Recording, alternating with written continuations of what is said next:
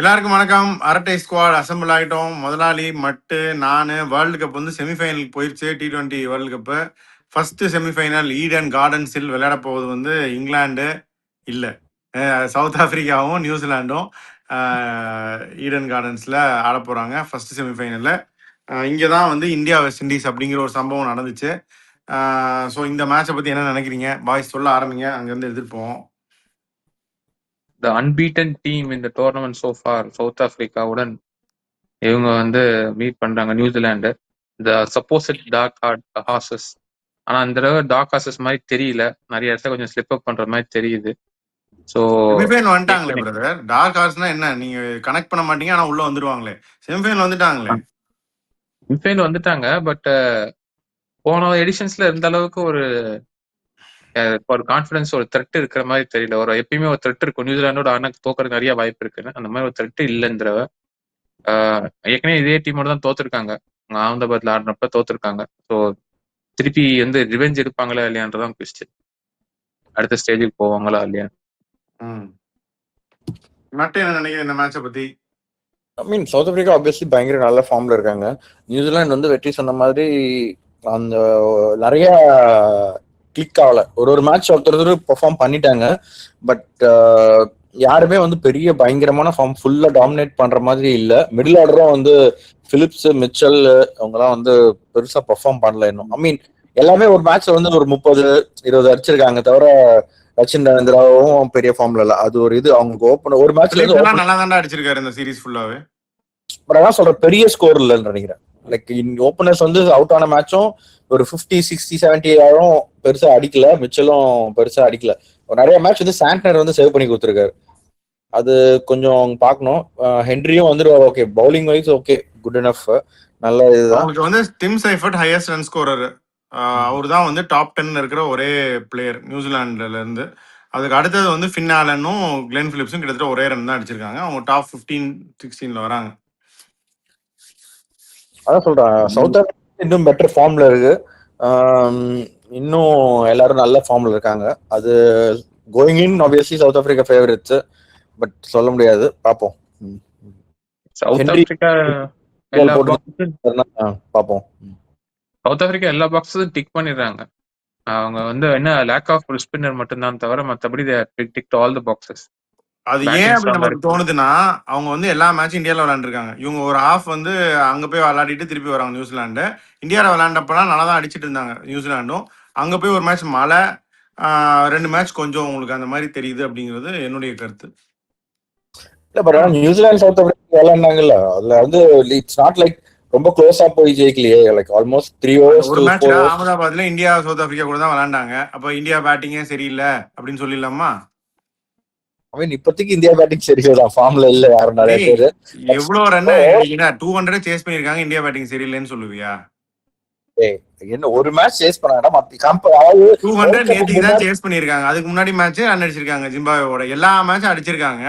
India batting இப்போதைக்கு சரியில்லைங்கிற form wise பார்த்தனா இப்போதைக்கு யார் ஃபார்ம் வைஸ் பாரு.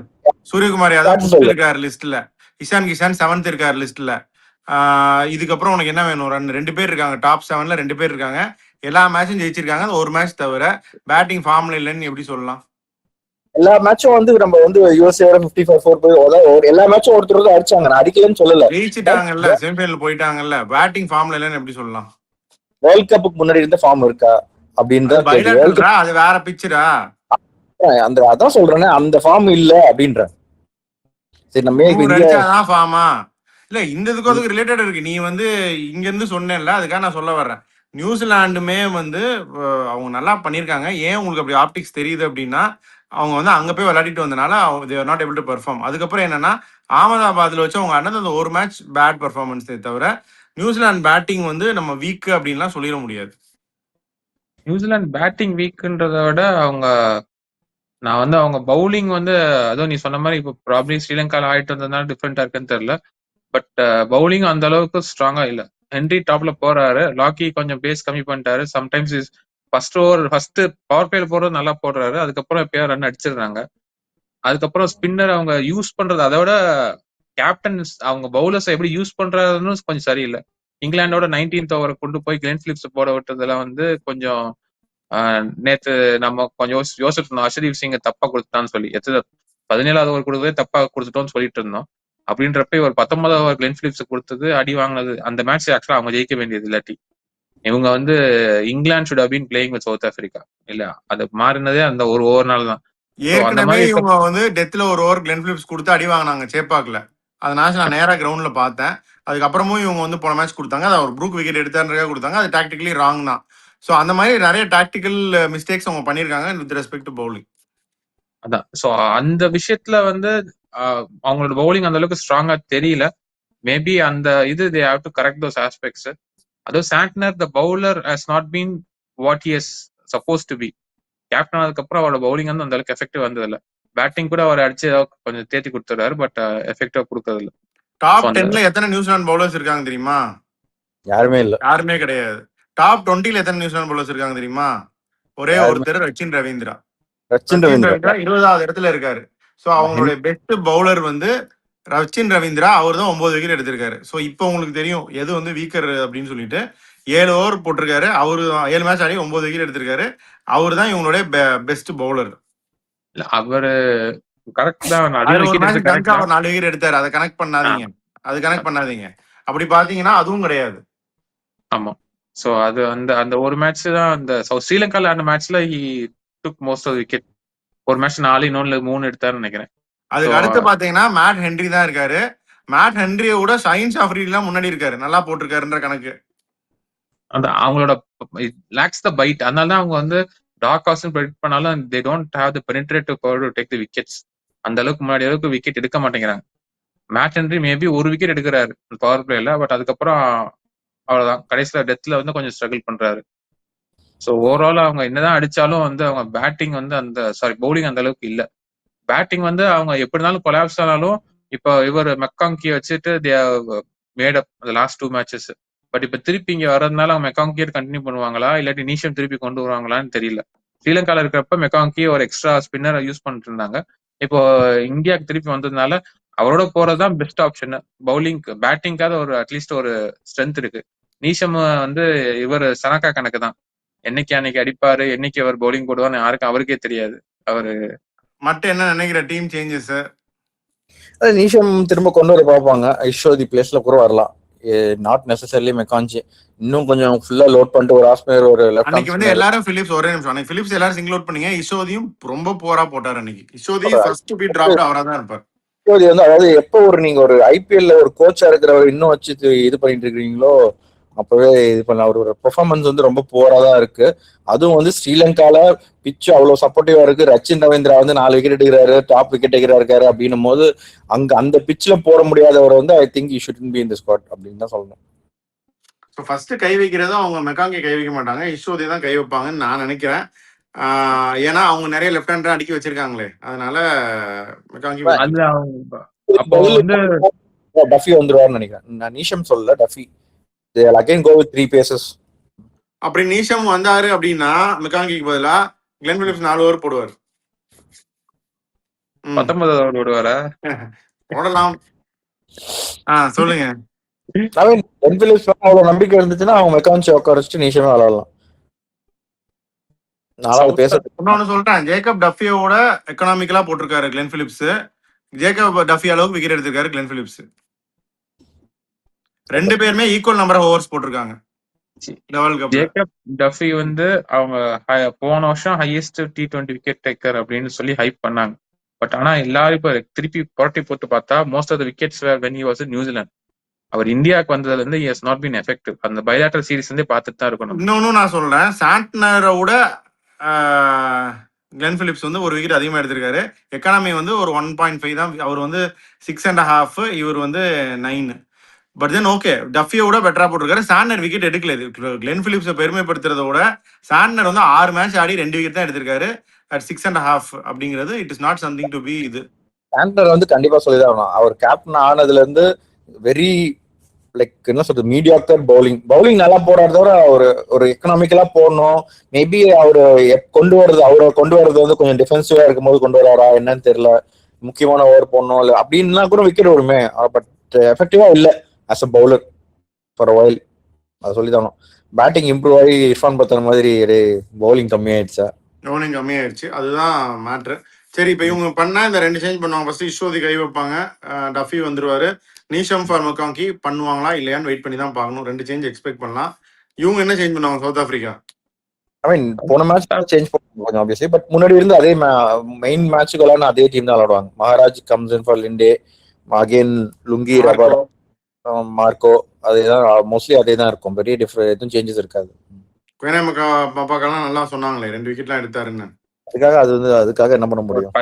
5 விக்கெட் எடுத்தாலும் அவர் திருப்பி இறக்கி விட்டுருக்க மாட்டாங்க. அவங்க அதே அப்படி அந்த அளவுக்கு அவங்க யோசிச்சாங்கன்னா ரபாடாக்கு பதிலா மக்காக்கா வரணும். ஆனா அவர் பண்ண மாட்டாங்க வெட்டி. நான் சும்மா ஒரு இதுக்காக கேட்டேன். சேஞ்சஸ் கண்டிப்பா பண்ண மாட்டாங்க. சவுத் ஆப்பிரிக்காவோட ஹையஸ்ட் விக்கெட் டேக்கர் லுங்கிங்கிரி விட்டுருங்க, நல்லா போட்டாரு. அதுக்கு அடுத்து second highest wicket taker Corbin Bosch. அவரும் வந்து டாப் 5ல இருக்காரு விக்கெட் டேக்கர் லிஸ்ட்ல. அவர் வந்து அண்டர் த ரேடார் போயிட்டாரு. ரொம்ப அண்டர் ரேட்டடா யாரும் பெருசா கவனிக்காம நிறைய இம்பார்ட்டன்ட் ஓவர்ஸ் கொடுக்குறாங்க. 20வது ஓவர் அவர் போடுறாரு நிறைய மேட்ச்ல. ஸோ அவருக்கு வந்து நிறைய ஆப்பர்ச்சுனிட்டிஸ் அவர் யூஸ் பண்றாரு, நிறைய விக்கெட்ஸ் எடுத்திருக்காரு. நாட் ஜஸ்ட் விக்கெட்ஸ், எக்கானமி வந்து 6.78. இல்ல அதான் அவங்க சவுத் ஆப்பிரிக்காவோட ஸ்ட்ரென்த் வந்து அவங்க வந்து நல்ல பவுலிங் லைனப், பவர் பிளேல they happy to take wickets. Runs போனாலும் பரவாயில்ல, happy to take the wickets. So அது அக்ரெசிவா போறாங்க விக்கெட்ஸ் எடுக்கிறதுக்கு. அந்த மாதிரி அதே மாதிரி வந்து எக்கானமி கண்ட்ரோல் பண்றதுக்கு லுங்கி நல்லா பவுலிங் போடுறாரு. ரபாடா மட்டும் கொஞ்சம் பிக்கப் பண்ணிட்டாருன்னா they would be even more difficult to manage. ஆமா, மார்க்கோ நல்லா போட்டிருக்காரு, ஆனா கொஞ்சம் எக்கனாமிக்கலி பேட், கொஞ்சம் டுவர்ட்ஸ் 10 போகுது ஒரு economy. bowling the difficult overs accepted, but kind of கொஞ்சம் அதிகம் தான் மார்க்கோக்கு. கீ மேட்சப்ஸ் என்ன இருக்கும் இந்த 2 டீம் விளையாடும் போது சொல்லுங்க. ஹென்றி நியூ பால் விக்கெட் எடுத்தாதான் ஓரளவுக்கு சான்ஸ் இருக்கு. ஏன்னா அவங்க வந்து ஆக்சுவலா இவங்க கிட்ட நம்ம சொல்றோம் டாப் 3ல வந்து ஓகே சைஃபர்ட் நல்லா பெர்ஃபார்ம் பண்ணிருக்காரு, எல்லாமே ஸ்டார்ட் கொடுக்குறாங்க, கன்சிஸ்டன்டா பெரிய ஸ்கோர் போடுறாங்க. அங்க வந்து ஆப்போசிட்டா சொல்லலாம். அவர் வந்து மார்க்கம் கொஞ்சம் நிறைய அடிச்சிருக்காரு, QDK ஓகே அவர் கொஞ்சம் தான் அடிச்சிருக்காரு, ரிக்கில்டனும் கன்சிஸ்டன்டா இல்லை. அந்த டாப் 3 இது பண்ணாதான் கொஞ்சம் நியூவரா ஒரு நியூ பவர் பிளேக்குள்ள பிரேவிஸ் இவங்களெல்லாம் மில்லர்லாம் கொண்டு வந்ததான். நம்ம கொண்டு வந்தோம், அந்த மேட்ச்லயே அடிச்சிட்டாங்க அதுக்கப்புறம் மிடில் ஆர்டர். பட் அது அந்த மாதிரி இருந்தாதான் ஓரளவுக்குனாச்சும் இது பண்ண முடியும். வெற்றி நீ என்ன நினைக்கிற? நியூசிலாந்து வந்து ரவீந்திரா திருப்பி இந்தியாவுக்கு வந்துட்டாரு. அவர் விளையாட போற ஹோம் கிரவுண்ட் அவரோடது. அது அதனால இவங்க டிம் ஆலன் ஆக்சுவலா 3 பேரோட ஹோம் கிரவுண்ட் தானே அது. Tim Allen, Tim Seifert, Ravindra top 3 வந்து KKR ஹோம் கிரவுண்டு. இது ஆடிஷன் நடக்க போகுது.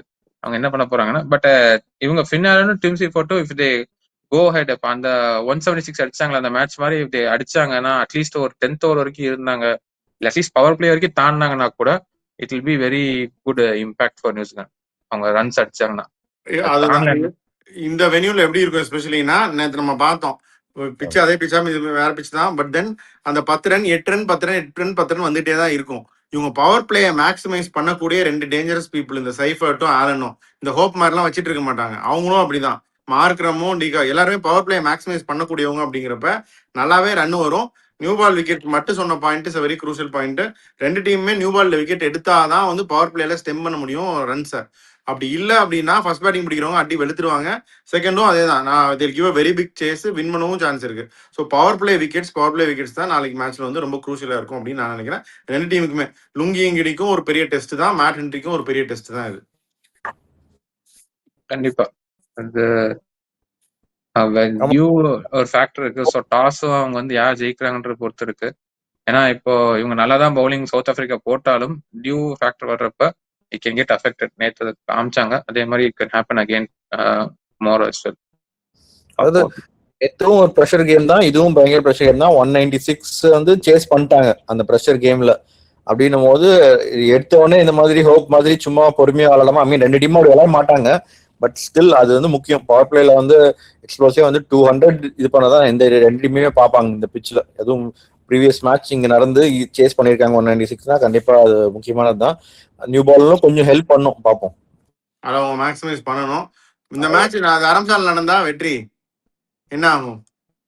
எங்க நடந்தா அது மவுண்டன் டியூ ஆயிரும், வெறும் டியூ. சரி ஓகே, யார் ஜெயிப்பாங்கன்னு சொல்லுங்க. South Africa Really south Africa. ஆனா dark horse. Let's give it to the dark horse. South Africa ஜெயிச்சு அவர் என்ன சொல்லிருக்காரு சுக்ரி காண்டாடு, நாங்க ஜெயிச்சு எங்களுடைய ஹோம் கிரவுண்ட் அகமதாபாத்துக்கு போயிருவோம் அப்படின்ட்டு இருக்காரு. அவங்களுடைய ஹோம் கிரவுண்ட் ஆயிடுச்சு அது. கடைசி 4 வருஷத்துலயே 5 வருஷத்துலயே அவங்க செஞ்சுரியன்லயே 4 மேட்ச் தான் ஆடி இருக்காங்க. ஆனா அகமதாபாத்ல 5 மேட்ச் ஆடி இருக்காங்களா, அது ஆடி இருக்காங்க. ஸோ அவங்களோட ஹோம் கிரவுண்ட் மாதிரி தான் வந்துருச்சு. பட் அவங்க வந்து தே பிகம் ஃபேவரட்ஸ்னு அவரே வந்து வாய் விட்டு சொல்லியிருக்காங்க. They become very confident. அந்த முன்னாடி இந்த யூஸ்வலா சொல்றதுக்கே பயப்படுவாங்க, சோக்கர் ஸ்டாக் வந்துரும் சொல்லி பயப்படுவாங்க. இப்ப அது வந்து ஒரு சேஞ்ச் இருக்குன்னு அந்த தெரியுது, ஆட்டிடியூட்ல தெரியுது. பட் பார்ப்போம் என்ன நடக்குதுன்னு பார்ப்போம். 2015 ஓடிஐ வேர்ல்ட் கப் இந்த 2 டீம் தானே செமிஃபைனல் ஆடிச்சு. உட்காந்து அழுதுட்டு இருந்தால ஏபி டிவிலியர்ஸ்லாம். ஐ திங்க் சம்ஹவ் மட்டும் சவுத் ஆப்பிரிக்கா சொல்லியிருக்க முதலாளி நியூசிலாண்டா. போன வேர்ல்ட் கப் உடைய போன T20 வேர்ல்ட் கப் ஃபைனலுக்கு சவுத் ஆப்பிரிக்கா போயிட்டாங்க. பட் இந்த வாட்டி வந்து எனக்கும் டவுட்டா தான் இருக்கு, ரொம்ப க்ளோஸா தான் இருக்கு. சம்ஹவ் எனக்கு நியூசிலாந்து தான் தோணுது. முதலாளி நியூசிலாந்து சொல்லியிருக்காரு, மட்டும் ஆனா சவுத் ஆப்பிரிக்கா சொல்லியிருக்கு. சவுத் ஆப்பிரிக்கா தான் ஃபேவரட்ஸ், அதில் டவுட்டே கிடையாது.